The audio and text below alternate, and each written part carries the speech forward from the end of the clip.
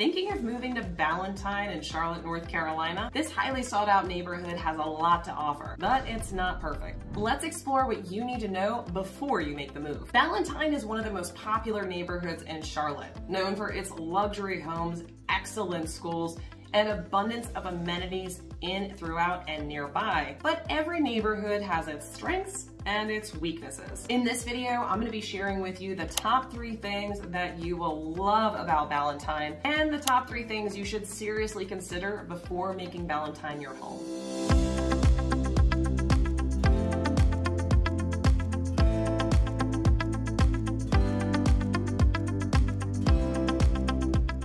Biggest positives of Ballantyne is the strong community. Ballantyne has always had a reputation of having a tight community, from neighborhood events to family-friendly activities. It's a place where you can easily feel at home. Many of those that end up moving into Ballantyne don't leave. In fact, they move to different homes within Ballantyne because they love the community that's been created there. In addition to this, the Ballantyne Village Shopping Center often hosts live music festivals, events, and more to make this a phenomenal gathering spot whether you live in Ballantyne or you don't. Now, to make this community feel even stronger, Ballantyne Country Club certainly has the tightest knit of them all, with beautiful homes, a gorgeous golf course, and a lot of golf carts riding around. You're gonna find kids and adults out having fun day in and day out. This community in itself does actually host its own events, such as community events, golf tournaments, and tennis tournaments. So if you're looking for the most tight-knit community among them, Ballantyne Country Club neighborhood may be for you,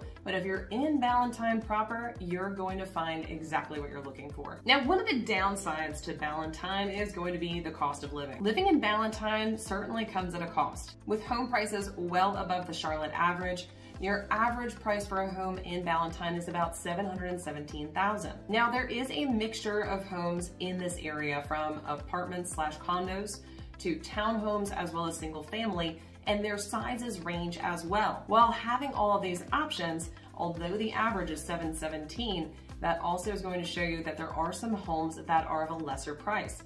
You can find homes in the 600s, while many of the homes that are there could be upwards of the millions and multi-million-dollar homes. Predominantly in Charlotte, the multi-million-dollar homes are going to be closer into the Myers Park area, Dilworth, South Park, as well as Barclay Downs. And while Ballantyne doesn't bring that old Charlotte feel, it brings more of a modern upscale that you would expect from a master planned community. I'm Kayla Lindsay with Living in Charlotte, North Carolina. If you've been thinking about moving to Charlotte or the surrounding suburbs, go ahead and subscribe below so you can be the first to learn about the current market here in Charlotte, North Carolina. And I love helping people just like you who are looking to move to Charlotte, North Carolina or relocate to another area town. So whether it's 9 days or 90 days from now, feel free to give me a text, a call, an email, or even set up a Zoom meeting. All of my contact information is in the description below.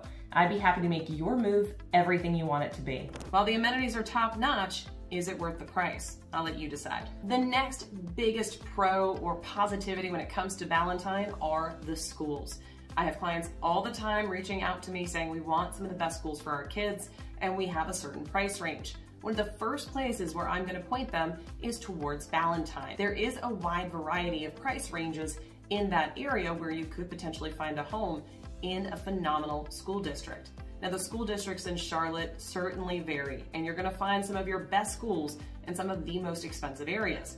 Ballantyne is one of those unique places where you can get a home potentially in the 600s with 9 out of 10 and 10 out of 10 rated schools. Audrey Kell High School, for example, consistently rates in the top 10 of all high schools in North Carolina, with a graduation rate of over 95%. Now, while the public schools are phenomenal, this also puts you in a great location to have accessibility to private schools. There are a variety of private schools. Among them is Charlotte Catholic, as well as Charlotte Latin.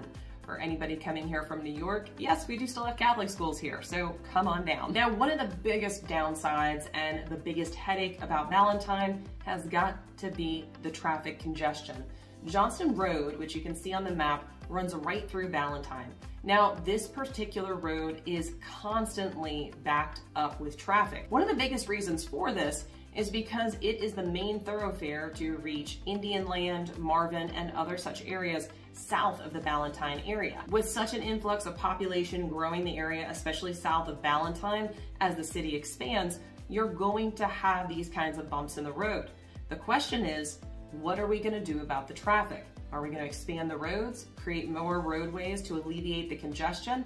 There are things in the works, but for now, you may want to plan to add an extra 10 to 15 minutes to that commute time that you were originally looking at. Now, another one of the downsides to Ballantyne is the limited walkability. Yes, I know, it has a ton of amenities. You've got shopping, dining, parks, music festivals that come to town, beautiful hotels, and you've got to check out the Ballantyne Hotel and Spa. Gorgeous. That being said though, there's not a whole lot of walkability. Like many of the neighborhoods in and around Charlotte, you've got hubs where you have your actual residential homes, and then you have your hubs where you have your amenities such as your shopping and dining. Because of this, you're not just a walk up the block away, unlike some other major older cities or some neighborhoods closer into Charlotte, such as Dilworth, Eastover, and Myers Park, as well as South Park. Because of that, you are going to be driving a bike or a car, or if you live in the Ballantyne Country Club, maybe a golf cart. But in a nutshell, Ballantyne is not a walkable area. One thing I will give it the benefit of the doubt, they've got phenomenal infrastructure and you will find sidewalks everywhere. And what you're gonna notice in this neighborhood is while it's not walkable to amenities, you're going to see a lot of people out walking around and getting outside. Of course, Charlotte is available to go outside 3 out of 4 of the seasons of the year, and even in winter we have beautiful weather. So you're gonna see people out and about all the time. Ballantyne certainly supports that with the infrastructure of sidewalks, as well as pedestrian crossings. Now, last but not least, one of the biggest and best parts about Ballantyne, amenities and accessibility.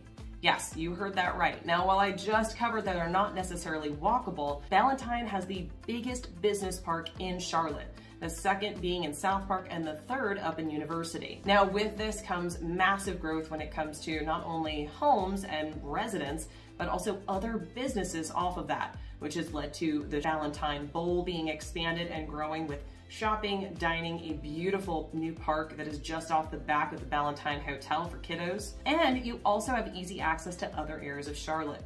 The fact that Ballantyne sits right on 485 as well as Johnston, you're also gonna have easy access to Pineville Matthews Road, which is gonna bring you right in and through Charlotte, as well as Park Road right up and through Charlotte if you don't wanna take 77.